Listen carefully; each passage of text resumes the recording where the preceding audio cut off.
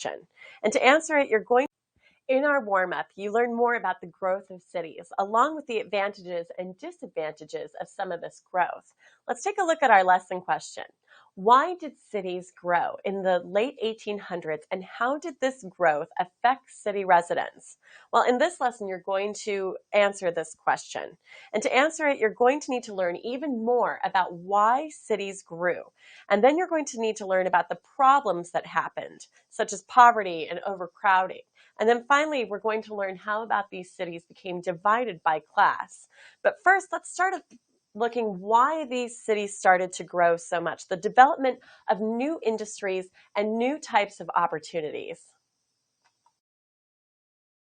One of the most influential events on urbanization was the Second Industrial Revolution. Because of the Industrial Revolution, cities became centers of production and commerce, and this means that goods were produced, bought, and sold within the cities.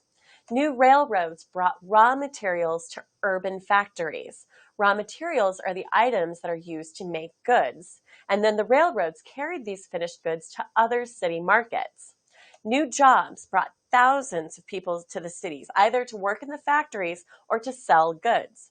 Now, as the populations increased, so did the numbers of buildings. Buildings grew both upwards and outwards. The widespread use of steel allowed for the buildings of skyscrapers, bridges, and elevators, and the result was widespread urban growth. All of these changes helped cities to grow very, very quickly.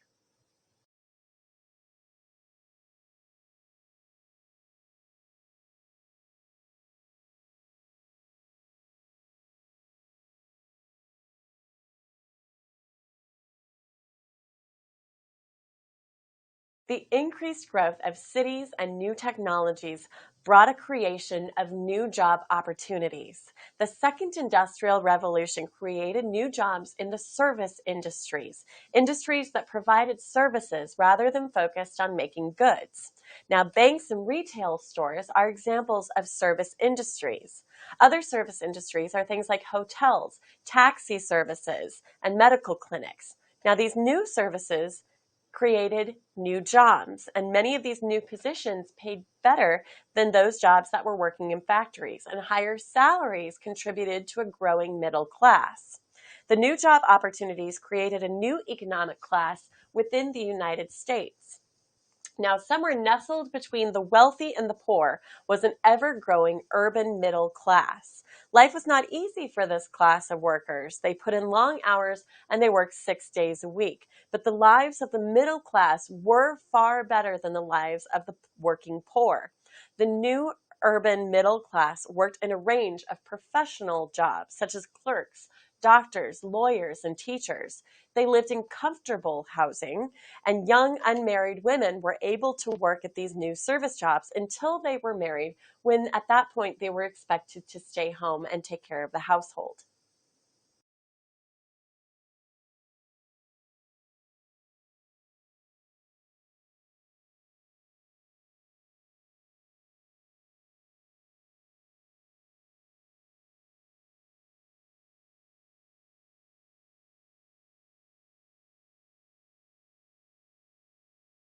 Cities were places of opportunity for many people. Many farmers and other rural people joined immigrants from other nations as they flocked into American cities. Cities provided all types of opportunities. For example, more jobs and educational opportunities were available in cities. In cities, there were also more cultural opportunities, such as public parks and museums. And immigrants could also find groups of people from their home country living in the cities. And in the cities, these immigrants could gather together and they could support one another. All of these opportunities were very attractive for people who were seeking change.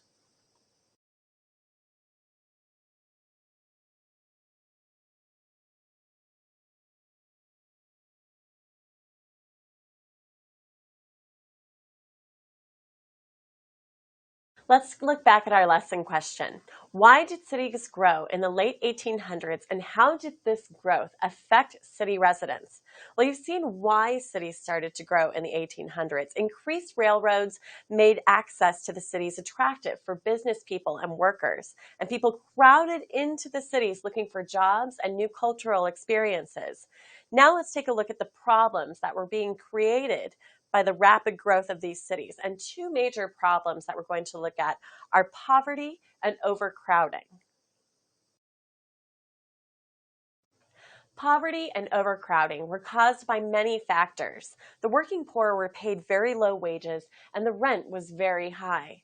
They lived in slums where more than 4,000 people might be housed in a single city block of buildings, and crime was very common in slums. They were called the other half of society, those who were poor and those who were desperate. They did not live in the same type of wealth and comfort as other citizens. An immigrant named Jacob Riis actually wrote about these people and their world in his book, How the Other Half Lives. This book made people in all social classes aware of these deplorable conditions.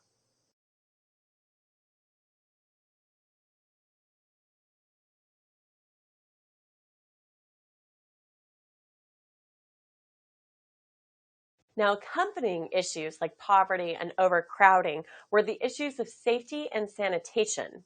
The working poor usually lived in crowded apartment buildings called tenements, and tenements were very, very small. Tenements were unsafe for a few reasons. There were no building codes or laws that were protecting those tenants, so the landlords could make their buildings very overcrowded. And these buildings were dirty and they were often very difficult to escape in the event that a fire would break out.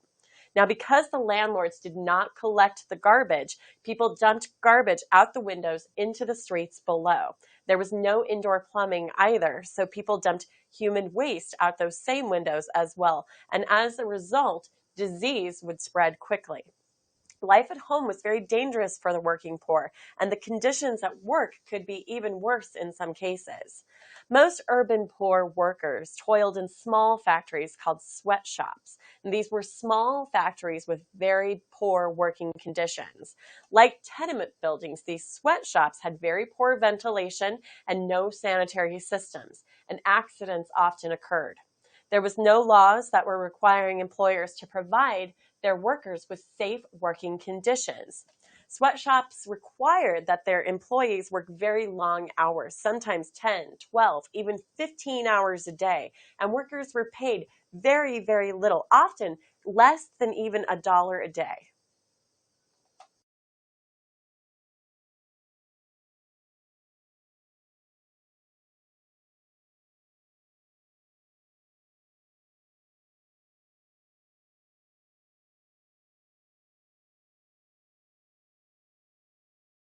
As people crowded into the cities in the late 1800s, overcrowding led to unsafe living conditions.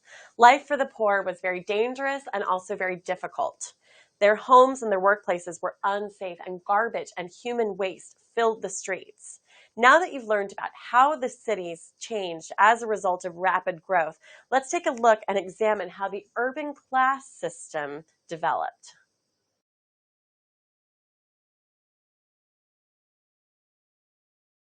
It was easy to see a growing racial divide develop as these cities continued to grow. This took shape in the form of segregation, and segregation is the separation of people by race, class, or culture. Segregation became very common in large cities. The rich and the poor lived in separate parts of the city, and segregation also happened as immigrant and ethnic groups formed their own communities. For example, most large American cities developed an area called a Chinatown with a large concentration of Chinese residents, stores, and restaurants. Now, as technology progressed and transportation improved, the new inner city became a central living location for the working poor. And before the Industrial Revolution, the wealthiest residents also lived in the inner city. The inner city contained the oldest and the most well established neighborhoods. Trains brought goods into depots into the inner city, and factories were built around these depots. Poor workers came to live near the factories that they worked at. And this image shows you one of those neighborhoods where people are drying their laundry on long clotheslines stretched across railroad tracks. Now, the wealthier residents began to leave and they started to populate the outskirts of the city. Now, wealthy residents could use the new types of transportation innovations and they could travel in and out of the city. So the wealthy was able to live in the nicer part of town out on the outskirts, and they could take the train or an automobile into the city and go to work, and then they could leave and go home at the end of the day. But as more people moved from the city's centers, cities began to improve methods of transportation to help citizens move through larger cities more quickly. Wealthy residents began to use new types of transportation like streetcars, subways, and trams. And these forms of transportation changed where people could afford to live.